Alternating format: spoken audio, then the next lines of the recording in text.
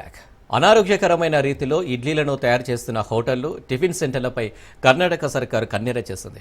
రాష్ట్ర వ్యాప్తంగా తనిఖీలు నిర్వహించి 52 హోటళ్లపై కఠిన చర్యలకు ఉపక్రమించింది. ఇడ్లీల తయారు విధానాన్ని చూసి తనిఖీ అధికారులు నివ్వెరపోయారు. ముఖ్యంగా ఆరోగ్య శాఖ తరపున హాజరైన హెల్త్ ఇన్స్పెక్టర్లు, ఫుడ్ ఇన్స్పెక్టర్లు హోటళ్లలో వంట దినుసులు వండుతున్న విధానాలను వీడియో తీసి సర్కారుకు పంపారు. ప్రజల జీవితాలతో చెలగాటమాడుతున్న హోటళ్లపై కఠిన చర్యలకు సిఫారసు చేశారు.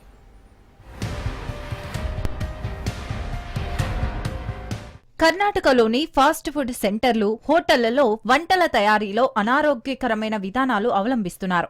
ప్లేట్లలో ఇడ్లీ పిండి నింపేటప్పుడు పలుచటి పాలిథిన్ షీట్లను పరిచి తయారు చేస్తున్నారు. ఇలా ప్లాస్టిక్ పాలిథిన్ షీట్లను ఉపయోగించి చేసే వంటకాలు తింటే క్యాన్సర్ వచ్చే ముప్పు అనేక రెట్లు పెరుగుతుంది. దీనిపై కొందరు స్థానికులు ఫిర్యాదు చేయడంతో ప్రభుత్వం స్పందించింది. రాష్ట్ర వ్యాప్తంగా అనారోగ్యకరమైన విధానంలో వంటలు చేస్తున్నారన్న ఆరోపణలపై వాస్తవాలు తెలుసుకునేందుకు ఆకస్మిక తనిఖీలు చేపట్టారు. రాజధాని బెంగుళూరు నగరంతో పాటు రాష్ట్ర వ్యాప్తంగా 251 చోట్ల ఆహార భద్రతా అధికారులు తనిఖీలు చేయగా 52 హోటళ్లు ఇడ్లీల తయారీకి పాలిథిన్ షీట్లను ఉపయోగిస్తున్నట్లు బయటపడింది.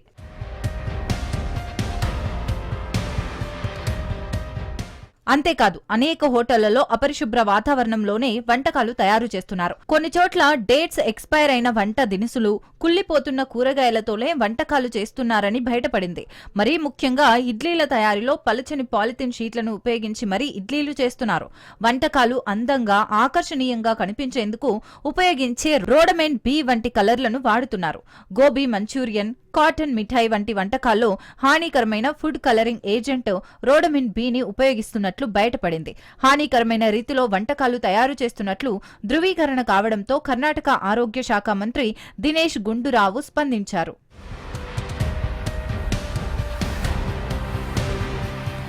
ఇడ్లీలను తయారు చేసేటప్పుడు సన్నని పాలిథిన్ షీట్లను ఉపయోగించడం చాలా ప్రమాదకరం. ఇది చాలా తీవ్రమైన ఆరోగ్య ప్రమాదాలను కలిగిస్తోంది. ముఖ్యంగా ప్లాస్టిక్లోని హానికరమైన పదార్థాలు ఇడ్లీలోకి వెళ్తాయి. వాటిని తిన్న వారికి అనారోగ్యాలు తప్పవు. అంతేకాదు ఆరోగ్యానికి హాని కలిగించే కలరింగ్ ఏజెంట్ రోడమిన్ బి దీన్ని ఉపయోగించకుండా నిషేధం విధించాలని నిర్ణయించామని ఆరోగ్య శాఖ మంత్రి దినేష్ గుండూరావు స్పష్టం చేశారు.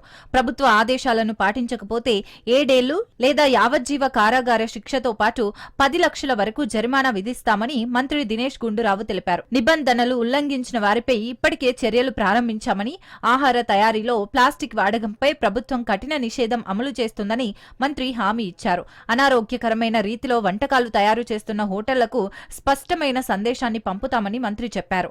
ఆహార తయారీ ప్రక్రియల్లో ఎక్కడా ప్లాస్టిక్ ను అనుమతించరని, ఎవరైనా వాడుతున్నట్లు కనిపిస్తే ప్రజలు వెంటనే అధికారులకు తెలియజేయాలని మంత్రి కోరారు.